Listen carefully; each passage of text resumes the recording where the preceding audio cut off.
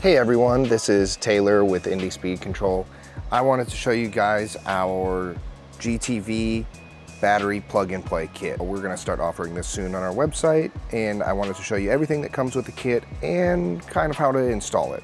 So, just to get started, we have our battery pack. This is a 20S2P. It will probably most commonly come with RS50s, however there will be a couple of other cell options, I'm sure. This one in particular is P45Bs. But this is, as far as I know, one of the only GT battery packs that come with cell holders in the 20S configuration anyways. And it also has self-resetting fuses on all of the balance leads, and then it has discharge fusing built into the battery pack, so if there's any mishaps with your controller, your battery will blow its fuse and save your battery pack from potentially burning your board down. So that's the battery pack. It also comes with a new 84-volt charger. It comes with a stock BMS, which allows you to monitor the cells in the pack via the Indie Speed Control app. Charge port protection, which not only protects if there is a short circuit on your charge port, but it also protects against reverse polarity on the charger. So if you use a different charger or a different adapter and something's wired wrong, this basically will not allow any power to go through that is not supposed to. We have a new charge port because the stock one on the GT is proprietary, so we need to replace the charge port. We have a reverse polarity adapter. You may or may not need this. If you're using the OEM Future Motion wiring harness, then you will likely need this because the polarity on our battery is correct and their harness is wired incorrectly, so we made this adapter to flip that around. It is labeled accordingly.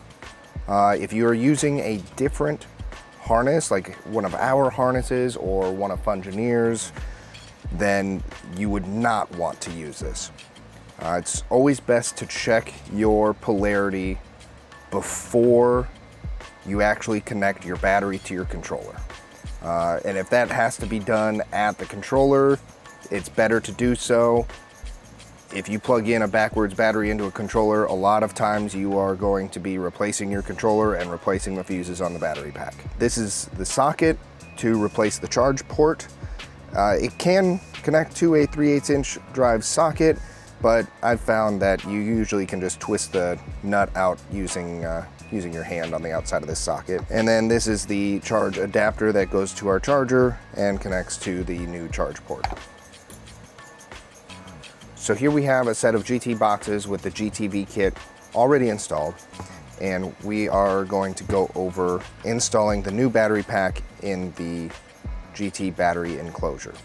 So the first thing we're going to do is flip it over and remove the screws holding the lid on. I've already done a couple of these here, but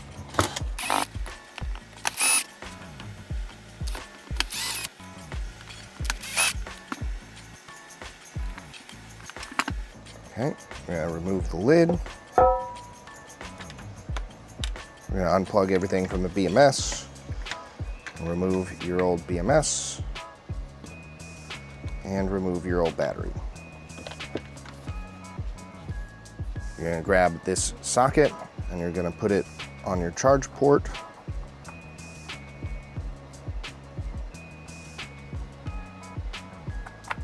There we go.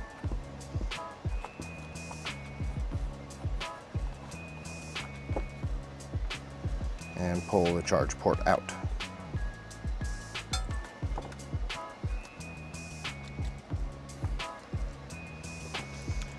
You'll then grab the new charge port, feed that in,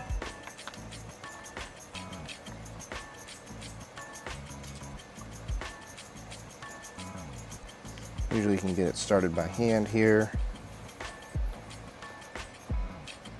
Just kind of twist the wires with it too, so you're not twisting them up.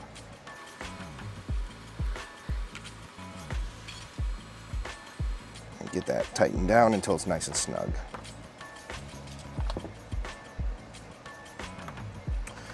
And then probably the most difficult part of this install is we have to remove this little BMS wall right here.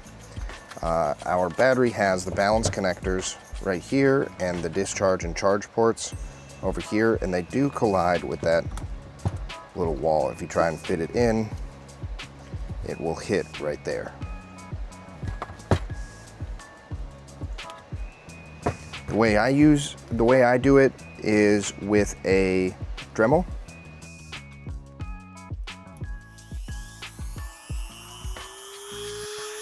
And I just cut along close to the bottom of the little wall. You want to be careful that you don't accidentally cut all the way through the box.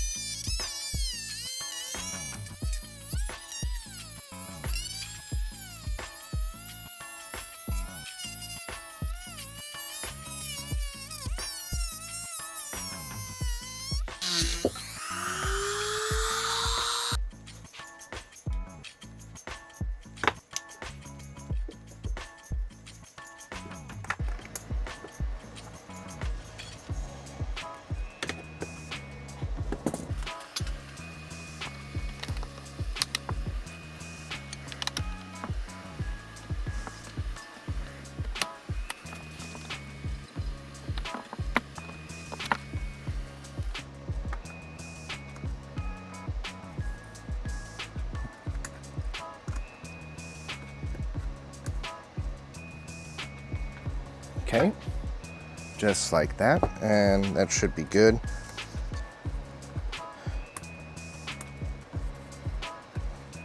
A lot of times I'll kind of buff this down until it's flush.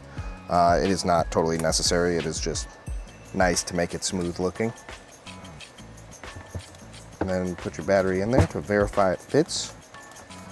And that looks pretty good. So now what we're going to do is grab our reverse polarity adapter and then plug that in. We're also going to grab our BMS.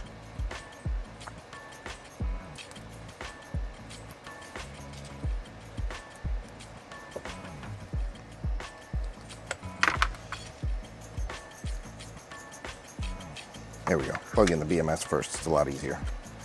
And then plug in your reverse polarity adapter. You want to make sure you kind of bend both of these at a 90-degree angle. Make sure the wires are not twisted up too much. Run that just like that.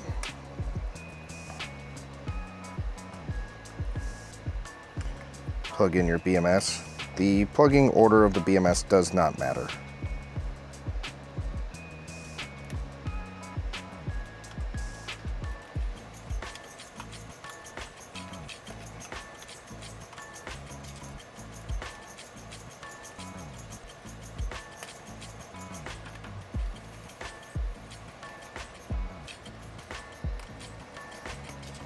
All right, just kind of fold it up a little bit. Bring this wire over the top. Bring this wire up over the top.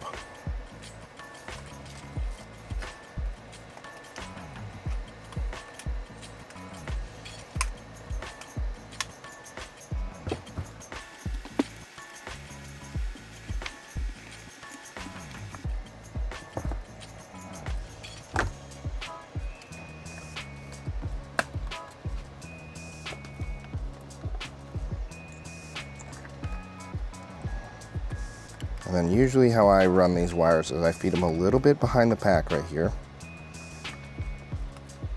And then I bring them up over the top. Let's see. This one's going to plug into the LED.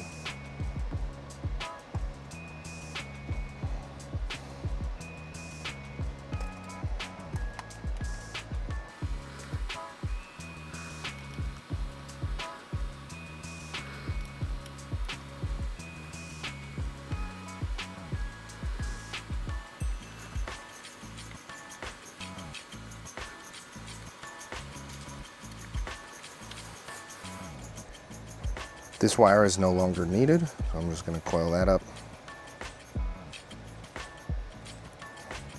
Stuff that down there, and then I'll have the LED wire run right over this edge. Trying to lay it as flat as possible. Everything needs to be as flat as possible. The power wire, I push it behind here because there's actually a part in the lid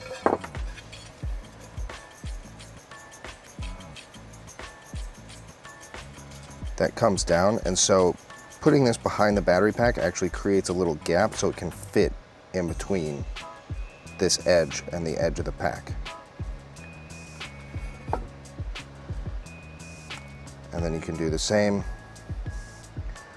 with the charge port. Again, being as flat as possible. We're going to plug in our charge port protection. That goes between your charge port and your BMS.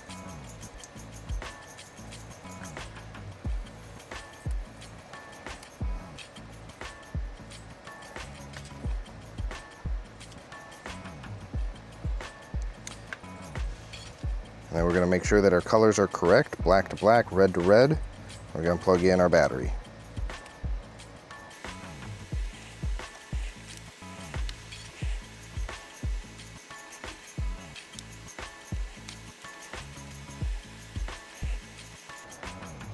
Okay, and you just want to make sure everything is as clean and tidy as you can.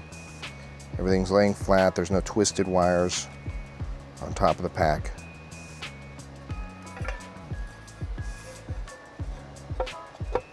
Make sure our lid fits down. Flip the box over, and screw it back together. All right, now that we got this screwed back down, we have everything put together. Before we put it all back in our board, let's just check and make sure that everything works. So the first thing we're gonna do is we're gonna grab our charger. We have our charge port adapter plugged into it, and we're gonna plug it into our board to verify that that works. Charging will give you 2 red LEDs. When it is full, you will see LED 1 will be red, and LED 2 will be green. If for some reason you don't believe your battery is full and it's not charging, you can check it on the Indie Speed Control app or reach out to us at support@indiespeedcontrol.com. The other thing I would like to test, now that we know that it charges, is that it powers on. So you can grab your controller and press the power button and see that the lights come on and everything behaves as normal. And so now that we've confirmed all of that, it would be time to fully assemble our board and go out and ride.